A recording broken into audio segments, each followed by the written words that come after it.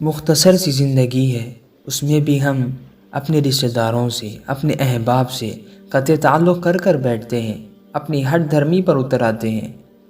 ان سے قطع تعلق کر لیتے ہیں، ان سے تعلقات کو ختم کر لیتے ہیں، ان سے گفتگو ختم کر لیتے ہیں، ان سے بات چیت کو بند کر دیتے ہیں۔ چھوٹی سی زندگی ہے، اور اسلام کی تعلیمات تو ہمیں قطع تعلق سے روکتی ہے، اسلام کی تعلیمات تو ہمیں ان سارے امور سے روکتی ہے۔ اور ہماری خود جب اپنی ذات کی بات آتی ہے تو تھوڑا سا غور کریں کہ ہم گناہیں کرتے ہیں اور مالک سے کیا دعا کرتے ہیں، اللہم انک عفو تحب العفو فاعف عنی۔ رمضان قریب ہے،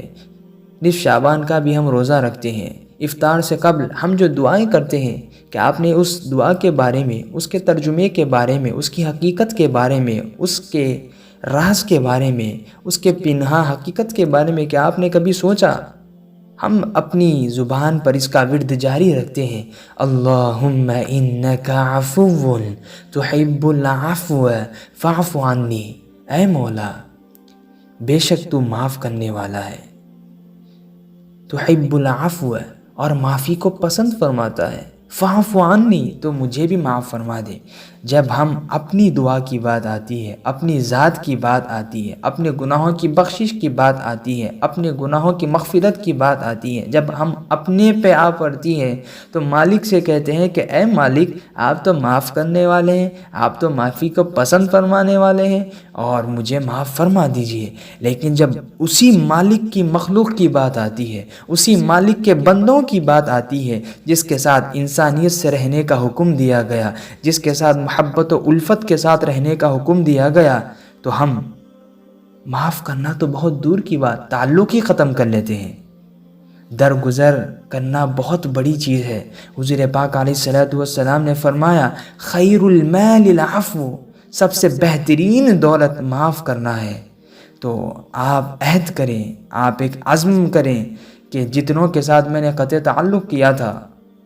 میں ان کو معاف کر دوں گا، جتنوں نے مجھے ستایا ہے میں ان کو معاف کر دوں گا، اللہ کے لیے، اللہ کے رسول کے لیے، اللہ کی رضا کے لیے، اس کی خوشنودی کے لیے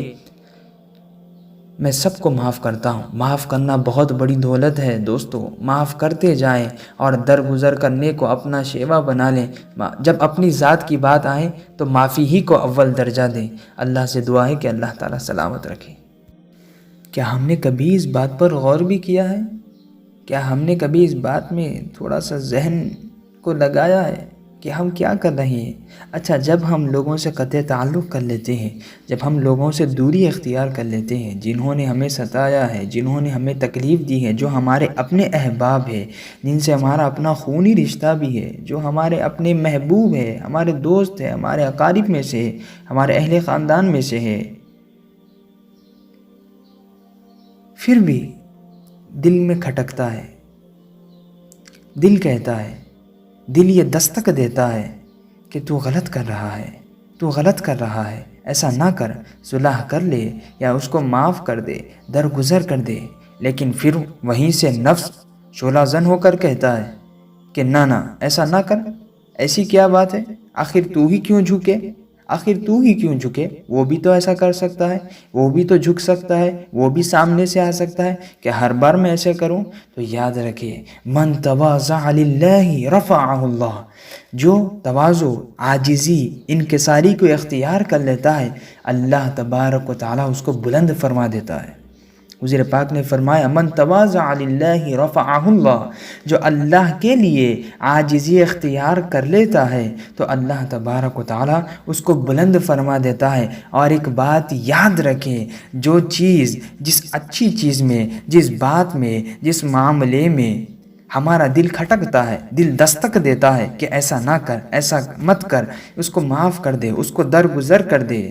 ٹیک اٹ ایزی، جب ہمارا دل ایسا کہتا ہے تو یاد رکھیں، حضور پاک علیہ السلام نے فرمایا تھا،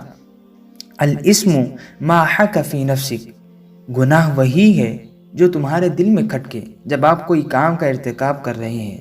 جب آپ کوئی غلط کام کر رہے ہیں اور آپ کا دل دستک دیتا ہے، دل گواہی دیتا ہے، دل آپ کو بتاتا ہے کہ تو یہ غلط کر رہا ہے، آپ کو دلی سکون میسر نہیں ہوتا، آپ کا دل پریشان ہو جاتا ہے اور بار بار کہتا ہے مت کر، اس سے رک جا، ایسا نہ کر، یہ صحیح نہیں، یہ کافی غلط کر رہا ہے، تو آپ کو اسی وقت سمجھ لینا چاہیے کہ مجھے اس کام سے رکنا ہے، مجھے اس سے دست بردار ہونا ہے، مجھے اس سے دور جانا ہے، بہت دور جانا ہے۔ کیوں کہ جب آپ کوئی کام کر رہے ہو اور آپ کا دل اس میں مطمئن نہ ہو،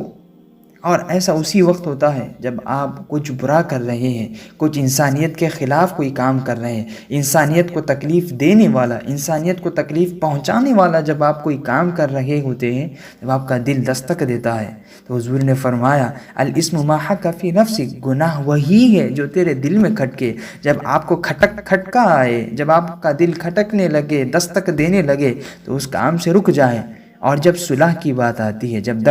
درگزر کرنے کی بات آتی ہے، پھر سے معاملات کو بحال کرنے کی بات آتی ہے، دل کہتا ہے کہ چل آگے بڑھ جا، کم آن ٹیک اے اسٹیپ، آگے بڑھ جا، لیکن اسی وقت نفس بڑے زور سے کہتا ہے ایسا نہ کر، ہر بار تو ہی کیوں آگے بڑھے گا، ہر بار تو ہی کیوں آگے آئے گا، وہ بھی تو آ سکتا ہے نا۔